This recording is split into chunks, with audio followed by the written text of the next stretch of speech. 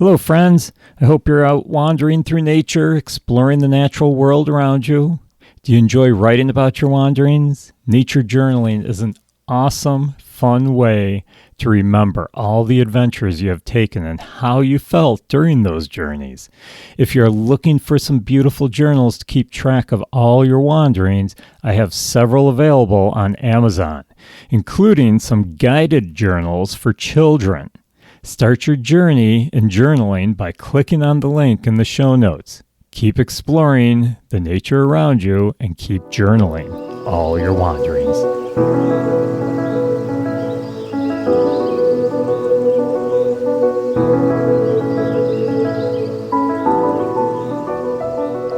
Hello, friends, and welcome to the podcast. This is Paul, your host, and tonight, yes, I said tonight, not today, we're doing something a little bit out of people's comfort zone. I mean, not everyone's comfort zone, but a lot of people, this is out of their comfort zone.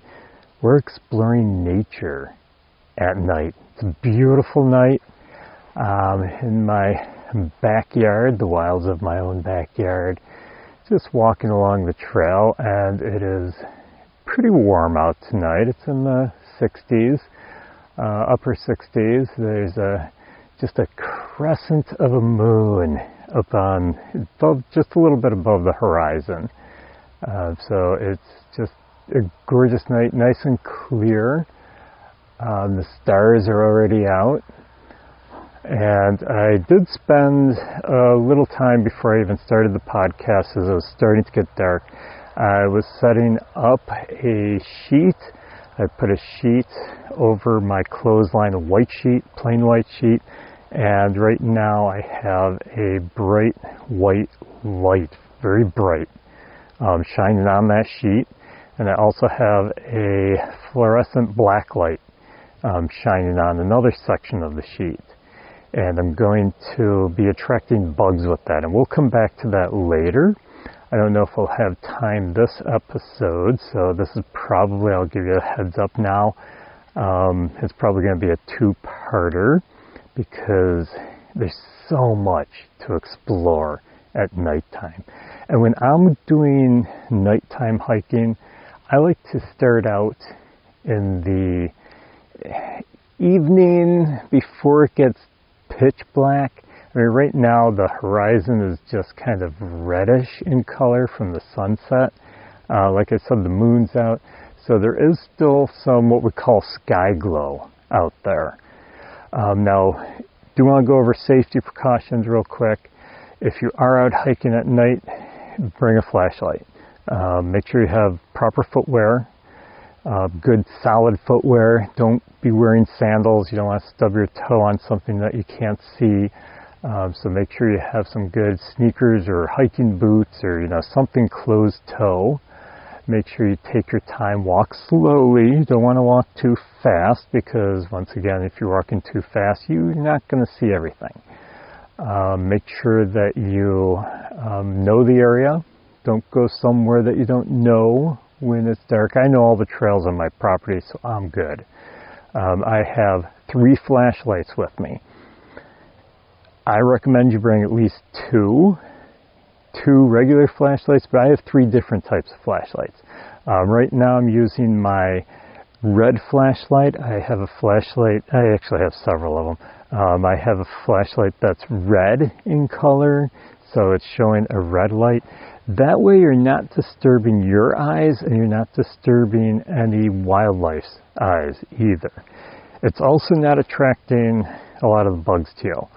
I went out with a headlamp once in a wooded area. I was doing some geocaching with some friends, and we were out looking for a cache at nighttime, and we had our headlamps on, and we just got infiltrated with bugs. They were all just attacking our headlamps. There were just so many of them, thousands of them. It was like a swarm. It was a little scary, and it was also pretty, nerve-wracking with all these bugs fluttering at our headlamps, and you can barely see. But anyhow, I don't do a bright white headlamp. You'll regret it. So I do have a headlamp that has red on it. It also has the white. I do use that sometimes. If the bugs are getting bad, I'll switch over to the red. But I have my red light right now because I don't want my eyes to get used to the bright light. It makes it so much harder to see things in the dark. So I've got my red light. I also have a flashlight. That's a white flashlight, very bright. If you want to bring a spare backup, I checked the batteries on all of mine before I left and made sure they're all fully charged. I actually forgot to check the red one. I walked out the door, got about 5 feet with the red flashlight on, and it died on me. I'm like, oh man, good thing I'm close to the house.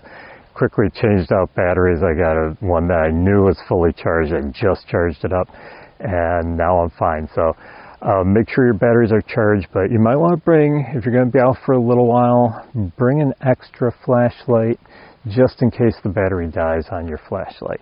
So those are the safety precautions. Please be careful out there at nighttime. You can't see everything that's in front of you. There may be a rock in the trail that wasn't there before. You don't want to disturb anything, but you also want to be safe.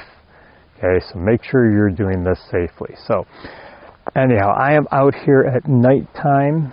I like to come out as the sun's going down because you can let your eyes slowly adjust to the darkness. If you go out right away in the dark, you can't see anything. But if you sit there a little while, your eyes adjust to it. They get used to it. Now, right now I'm going to turn my flashlight off. I'm just going to stand here in my field on a trail. I don't go off the trail at nighttime, only because you never know what's in that tall grass. But I'm actually seeing some fireflies. This early in the year, this is an exciting thing for me, is watching the fireflies. There are so many different types of fireflies out there. And they're flashing with bioluminescence. I talked a little bit about fireflies in the past episode and how the bioluminescence actually helps them to light up and communicate. That's how the fireflies communicate. There are daytime fireflies too, but the nighttime fireflies, they are flashing different colors, different flash patterns, different lengths of the patterns. All of this tells you what species it is, and so that they can find their own species that they can mate. So that's the purpose of the flashing. And as it's starting to get a little darker, I'm starting to see more of them in the field. So tall grasses, they love the tall grasses. Dog in the distance. I thought I heard an owl, so if we're lucky tonight we'll find an owl. So while you're out here, in the dark, exploring nature at night, use all your senses. I mean, you can still use your eyes, but we are so in tune to using our eyes all the time for everything. And when we do that, what happens is you kind of push your other senses to the background. And I've stressed this before. Use all your senses. Your sense of sight, your sense of hearing. So I'm going to be stopping every once in a while talking just so I can listen and see what sounds we can hear. There are some cars you may hear in the background. Like I said, my property is not 100% soundproof. One of these days I'll find a place where there's no noise, no human noise. Oh, wouldn't that be wonderful? But tonight, I'm using my hearing. I can't use my eyes a lot because it's dark, but I can catch those fireflies. And because it's not pitch black yet, still have some of the sky glow, I can see silhouettes as well. And sometimes you can see some movement in the grasses, or maybe you see a deer up in the field next to you. I see that all the time. Another thing, I'm actually towards the back of my property now, and I am going to grab my white flashlight because my neighbor's field next to me, he hays it. So it's very short grass right now. mine, I let it go, so I was very tall grass. And what I like to do is come back here sometimes, and I take my bright white light, and I center the beam a little bit, make it smaller, and I just kind of shine it off in the field. And sometimes, oh, yep, off in the distance in this field, they just perked up because they saw my flashlight. I get them in my field too, but there's a deer. I'm actually going to make the light a little bit smaller to concentrate it more. Yeah, he's looking at me, wondering. I'm not going to bother him too much, but we do have a deer up in the field, so kind of exciting to see that. I'm going to just do a quick scan on my field. Also, with the tall grass, it's a little bit harder to see. Nope, nothing in my field tonight. Sometimes you'll catch the eye shine, as we call it, of some other smaller animals too, like raccoons or fox, coyotes. If we're lucky, we'll hear some coyote howls tonight. But no eye shine. We'll do it again later. So don't just do it once and then call it a night. No, do it more than once. So just stop and shine it every once in a while, but turn it off again then. You don't want your eyes to get used to that bright light, because that's going to be harder to see things like the fireflies. So now I'm in the back of my property. There is just nothing but open field here, very tall grasses. There's a few bushes, and it's getting darker, so I'm starting to see quite a light show with the fireflies here. I'm going to listen for a second. Very calm night. There's no wind at all. Okay, I'm hearing some frogs in the distance. I'm getting close to my old farm pond in the back of my property. This used to be farmland, hayfield crops, and they had an irrigation pond in the back. It's a very small pond, but when the farmers, they started using other methods of irrigation, the pond just sat there, and it started to grow in. There's trees, bushes all around it. You can barely even get to the pond anymore, and it's just full of cattails and grasses, and the frogs absolutely love it. Yeah, so when we get towards the back, we may hear some more frogs. It's a little late in early summer, late spring. We're getting towards the middle of summer, so the frogs are not calling as much. Mating season's over for them, but we still get some frogs calling. So I'm encouraging you to use all your senses. I am listening. Unfortunately, I'm talking because it'd be a pretty boring podcast if I said nothing the whole time. But if I hear something, I'm going to shut up. Okay, so you can hopefully hear it too. But but I heard something now. Okay, so there are things that you can hear, you can sense with your touch, okay, your skin. I say the word touch, but I'm not talking about your hands, although you can. I don't like to touch anything at night because I'm not sure what I'm touching. It could be a pricker bush. But I'm talking about your skin, okay? I'm feeling, the air. It's very humid tonight. So I'm feeling the moisture in the air. I can smell, it just smells so clean, so fresh here. And there's so many fireflies too. Okay, so I'm gonna keep moving along further, and as I get in back here, now I'm gonna switch flashlights. My eyes have adjusted enough where I am not even using the red flashlight. So I'm switching to, I have a rather large, it's a little bulkier than I want. I have another flashlight on order that's similar to this. It's a black light flashlight.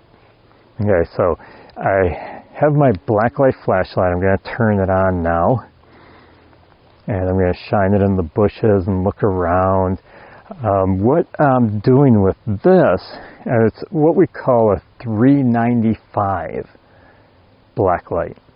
So that's the wavelength. The one I just ordered is a 365 wavelength, which is supposed to be better for doing what I'm doing here. Certain things glow in the ultraviolet. Remember I talked about the fireflies and their bioluminescence? Okay, well, other insects do the same. So I talked about how fireflies use bioluminescence to communicate.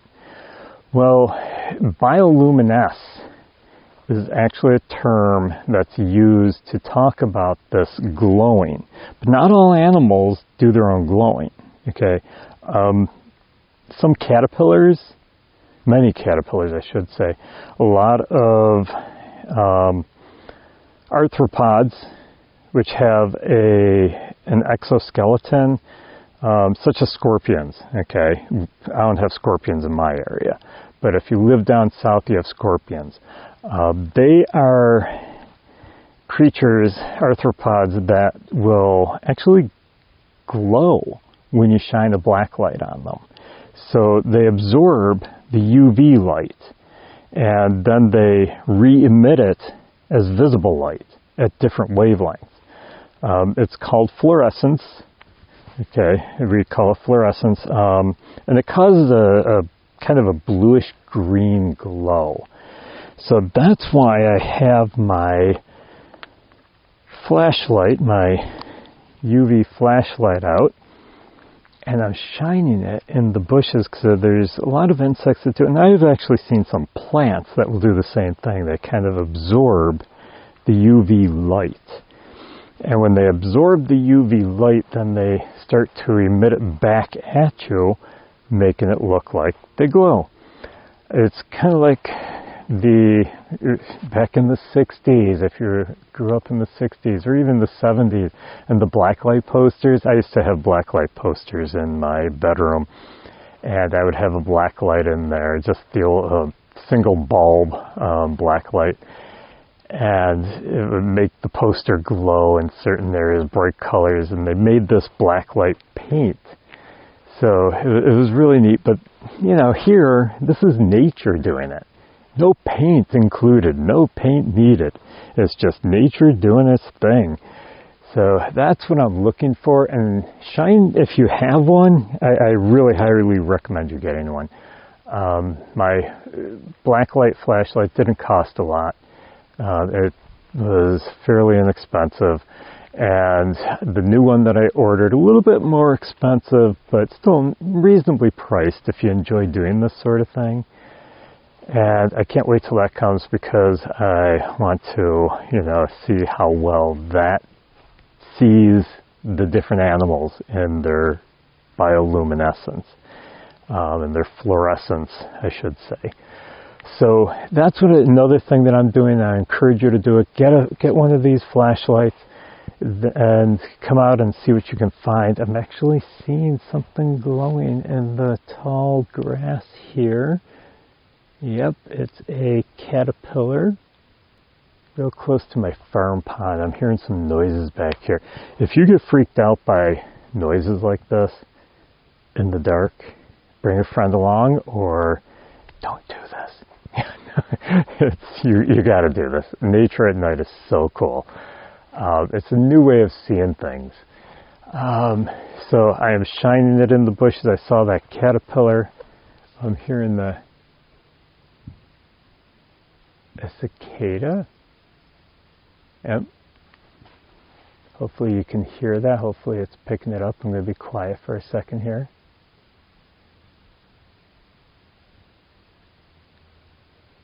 Of course, they're going to be quiet as soon as I get quiet. So I was hearing cicadas. Another thing that glows in the ultraviolet are spiders.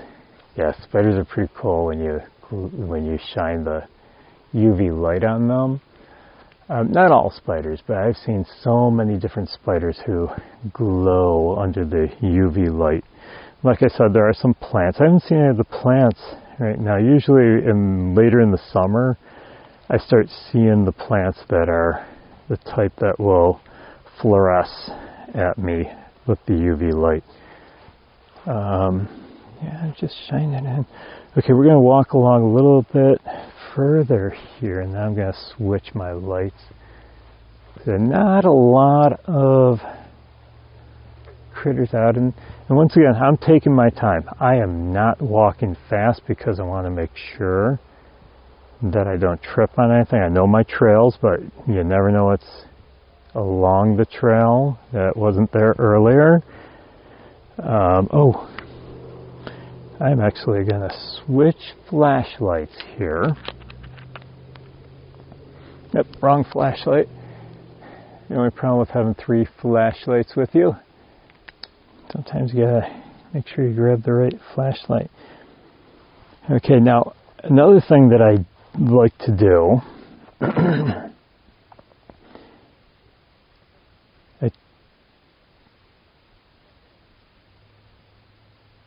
heard something in the distance. Yeah, I think I heard a barred owl calling in the distance. Hopefully he comes closer. But I have my bright white flashlight out, and I've got a moth dancing around the bright light. But I'm looking at the grass. Now, it is a little bit cooler right now. The sun's pretty much down. I've lost all the sky glow, and I can see the fireflies better. I can see the stars. Yeah, there's just so much out here to see if you don't have lights on. Now, I'm using my white flashlight, very bright, and I'm seeing the dew on the grass, which is kind of bouncing back at me. You can see it shining. But what I'm looking for is not the dew. I'm looking for eye shine, and not a deer. Okay, although I should scan the field again and see if any deer are out there now. No, I'm not seeing any. I'm looking at the ground, or the grass, into the tall grass, but especially along the edge of the tall grass and in the trail. And what I'm looking for is the dew spots that are sparkling green.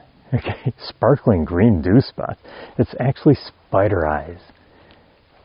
So they will glow back at you, and they do a flashing. So whenever you see, oh, there's some there. Yep, right along the edge of the trail, in the transition grass, I'll call it that.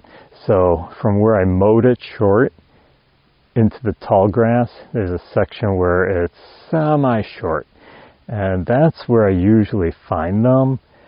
I find it right in my yard, so don't think you have to have a field like mine with tall grasses to do this. You can do it in your own backyard, even if you mow the whole property.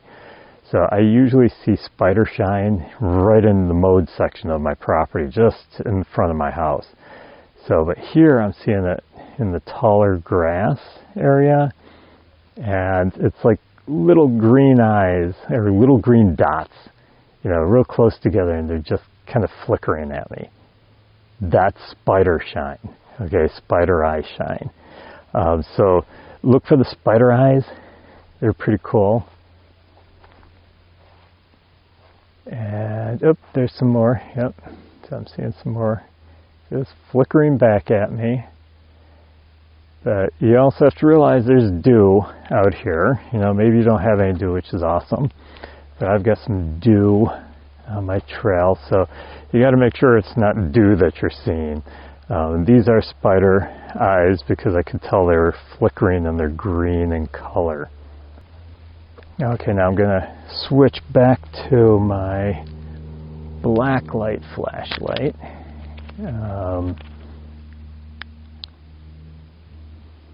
And only because I want to see if there's any other.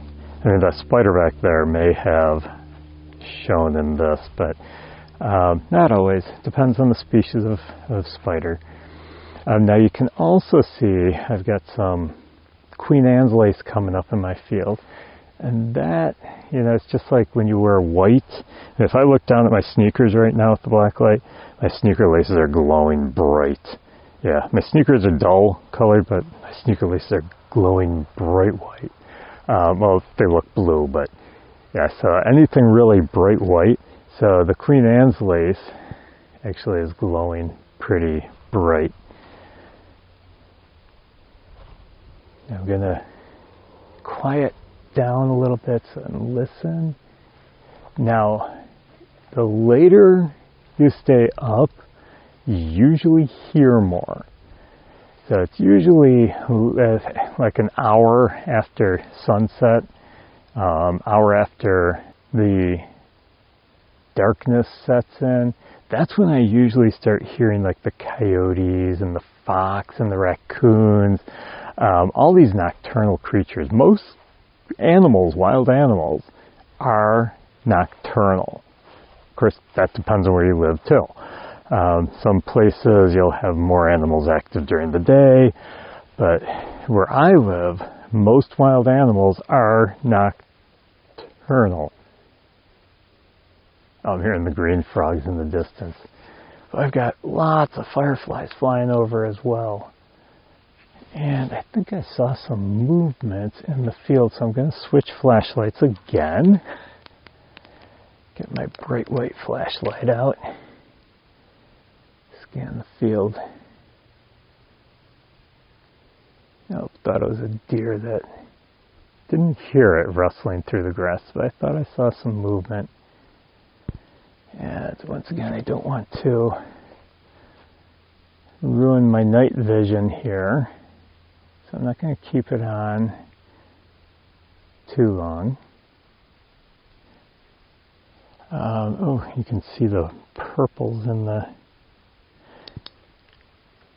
field here. Some of the flowers are coming out. And I'm just stopping to investigate this area, just seeing if I can see anything under the black light. And there, yeah, there's a bug down in the grasses there, some sort of insect. It was glowing. And there's another one. So that's pretty cool. Okay, back to the red light. I know I'm switching flashlights here like crazy. Get out and, explore nature at night. I got a firefly right next to me here. And he disappeared. They're pretty quick sometimes. Sometimes you'll see them up in the trees, sometimes down in the grasses. Tall grasses are best if you're looking for fireflies, but you can have them in I get them in the mowed section of my lawn. I mow a small section of my property, and the largest part of my property in the back is unmowed. I just mow a trail through it. So I'm switching to my red light just so that I can see, not trip over anything. I'm coming to a section where the trail gets a little bit thin. I want to make sure I don't trip on anything. I'm going to head back towards the house now, and we'll see what we find in our bug sheet. I do this, lots of fun too, especially for the kids. Bring the kids out at night. I used to be afraid of the dark when I was a kid, I'll admit it. And now as an adult, I love being out. I wish that I spent more time outdoors at nighttime. But my fear of the dark. Oh, I've got a little moth just kind of, it almost looks like a tiny little fairy. Where it's just kind of hovering there. Little moth is just kind of hovering around in front of me. Whoa, came right up to my light. Oh, don't shine the light in your eyes. I don't know if you heard that. Birds. Yep, so you get some birds that are, moving around at night. Not a lot of them. Usually the owls. I usually hear the barred owls on my property. I also hear screech owls once in a while, great horned owls. So a lot of action at nighttime. Nature wakes up while we're sleeping. We miss a lot of it. And that's why I'm encouraging you. Get outside. Explore nature at night. Look, I turn my red light back on. Yeah, so I can see where I'm going. I keep turning it off because my eyes have gotten used to the nighttime. So you get night vision, okay, where your eyes will adjust to the darkness. So it's really just takes probably about 5-10 minutes for your eyes to adjust, to the part of the trail where it gets very thin. And the only reason is I've got dogbane on my property, a whole big section of dogbane, which is great for making cordage, but I mow the trail wide enough to walk down, but this stuff gets so heavy it just falls over into the trail. So it gets very thin. I'm going to just real quick and brief shine the black light into the dogbane because I usually find a lot of spiders in here. Up there's some. Yeah, there's one. I should say not some. There's one. Glowing. Check the other side of the trail. Sorry, I got a little spooked there. Yeah, I shone my light in and something moved. I didn't see it, I just heard it. It's like, oh, yeah, the animals love the dogbane here because it's so protective. So it hides them quite well. Okay, black light's off. Just got the red light. So bug nights, love doing them with kids. Kids love them. It's so amazing how many moths and butterflies and other insects you'll find on your sheets, your white sheet. Make sure you use a white sheet. So real quick, as I'm heading back, I want to describe, just get a white sheet, stretch a rope between two trees. If you have a clothesline, awesome. But put that put that sheet out and spread it out as big as you can. I like to use like a queen size sheet. And then what I do is I put a bright LED light on one section. I have one that just rests on the ground and shines up at it. And then on the other section I do a very bright LED black light. And what happens is you get different insects that like the different parts of that sheet.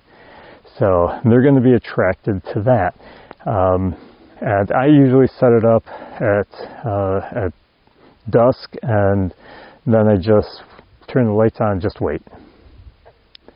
And what happens is all the bugs start getting attracted to it. Now, if you're not a night person and you can't stay up that late, what's going to happen is you're going to see a lot of insects attracted to that sheet, but you're not going to see the really cool ones. Yeah, you'll see some. I have found the later in the night, I don't know why, but it seems like I get the more interesting, the more pattern-oriented insects. I actually turned my black light off here because there's just so many fireflies flashing right now, which is pretty cool because we're late in their mating season and they are still flashing here. Well, I'm headed back now. I'd like to thank you for joining me. Don't be afraid to be out at night. Get out there in nature at night. Do it safely. Please do it safely. Carry a couple of flashlights with you, a backup flashlight. Get a red flashlight if you want, like I do. They're, once again, not that expensive. Get the black light. 365 is the better one. But you can go $395. They're a little bit cheaper, but they do work. And then just get out there at night, set up a bug sheet if you want. Firefly just flew right in front of my face. And just bring friends, bring the kids especially, and get out and explore it. So if you enjoyed this episode, please rate and review. Go to my links. Links are in the show notes. And you can support the podcast, get a nature journal, get Nature Wanderer merchandise. So all of these things can be found in the show notes. Get out there, explore nature, get out of your comfort zone, and explore the nature around you, even at nighttime. Use all your senses. Sense of hearing. I haven't heard a whole lot tonight. I'm hearing the frogs. I was hearing some things rustling in the bushes, but as it gets later, I'll probably start hearing the coyotes and the fox and the owls, but you don't want to be out here all night with me. And we'll be out again. And the next episode, I'll talk a little bit more about the bug sheet and doing bug nights, and we'll see what insects we caught. And we'll talk a little bit more about exploring nature at night. Maybe we'll look for some more eye shine and such, but that'll be in the next episode, even though it's being recorded tonight. I'd like to thank you for joining me, and above all, keep exploring the nature around you. Have a great night.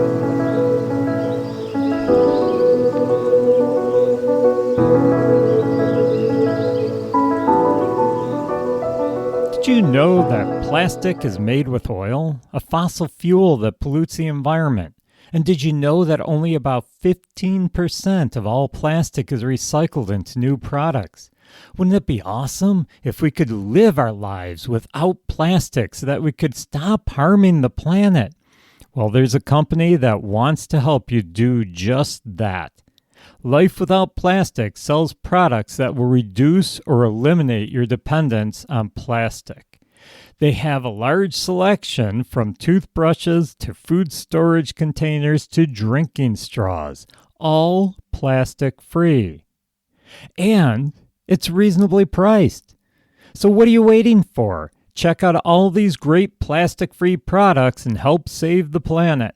Just click on the link in the show notes to find out more and to start your journey to being plastic-free.